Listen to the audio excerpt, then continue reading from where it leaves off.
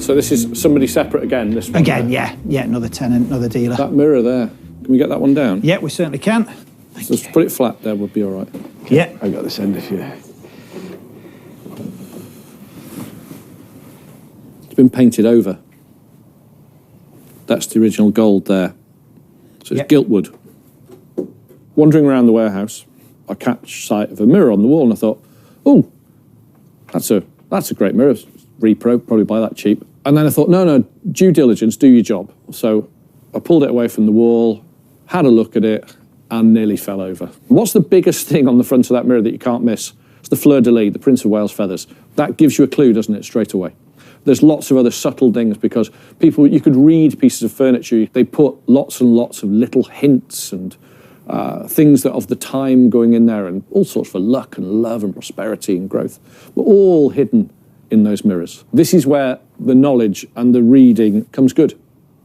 I'm looking at this thing going, this can't be as good as I think it is, but it is. Quite a find.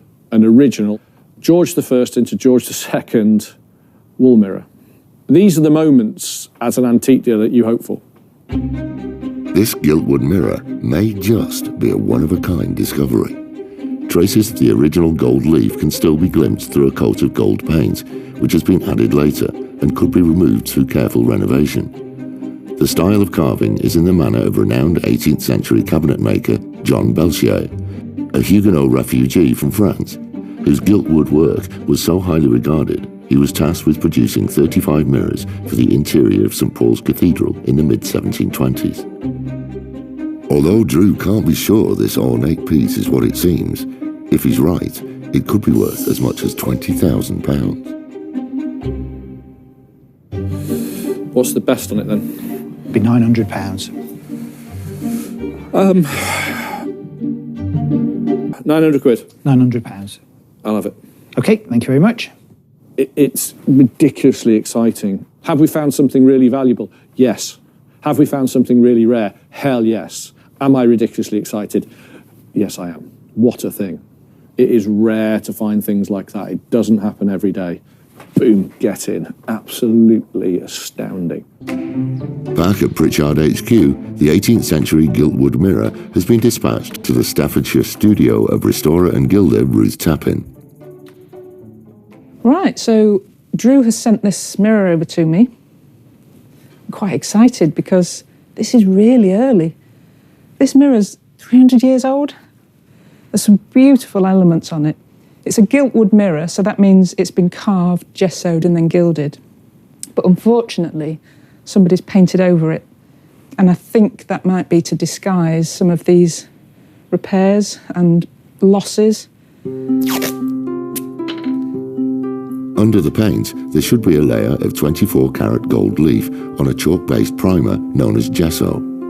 So when I take this paint off, hopefully there's going to be some original gilding under there. Right, so I've got some paint stripper and a toothbrush. Toothbrushes don't damage your gums, and so they won't really damage this, hopefully. So if there's any original gilding, we should find it. I'm just really, really gently rubbing this in because this gesso that's sat on the top of the wood is a bit loose in places. And that gesso is about 300 years old. I don't want to lose any of it. I can see some gold. Oh, I can't wait, I've got to have a look. Oh, look at that. Oh my God, that is amazing. I've got to be really gentle around here because this is where the gesso is falling off.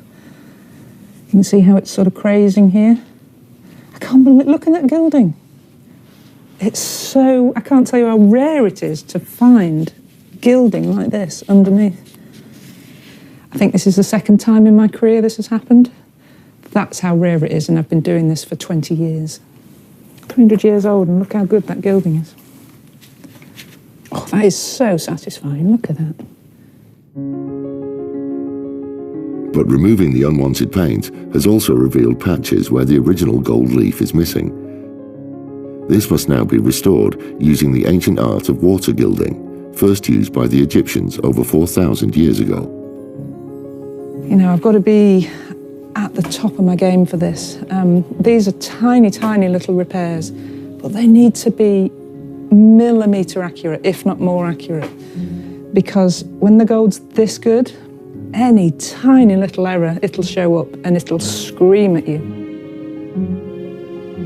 So this is the gold leaf. It's 23.75 carat. It's nearly pure gold. It's a beautiful colour, and it's what this would have been gilded with originally. It's very, very fine. If I breathe on this, it's going to blow away. So I really need to breathe out of my ears, and I'm trying not to talk at it. See, there you go. I just moved and the gold moved. So you can use your breath to try and flatten it back out, but you can see how thin it is. So it's called water gilding because this is water. It's got a tiny bit of alcohol and a tiny bit of rabbit skin glue, but the majority of that is water. Because it's got a lot of alcohol in it, evaporates quickly, which is what you want, but you need to make sure it's soaked every time. I'm going to get some dry cotton wool, and I've got to press these creases out in any air bubbles. This is really delicate, this end section, so I'm going to support it from underneath and just pat it down.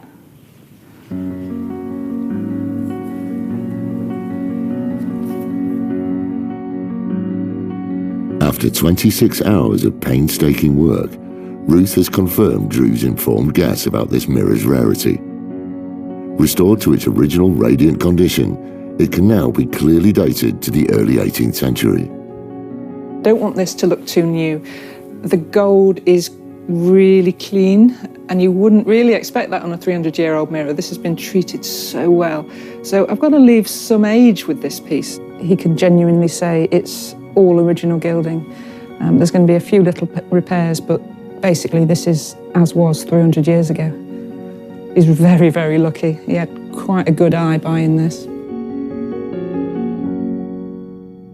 Back in North Wales, Drew is thrilled how well his careful study of antiques over 3 decades has paid off. He's received the restored early Georgian giltwood mirror from Ruth, and it's taken pride of place above his own fireplace. It's just a fantastic find. I couldn't believe my eyes when I saw it. It's a proper thing. This is a really good antique. And the only reason I recognised it is reading a book. It's as simple as that. Once I'd realised that, it opens up the world. It opens up the world to things like this. And then to get Ruth involved, to just give me such great news over the phone when she said, the paint will come off this.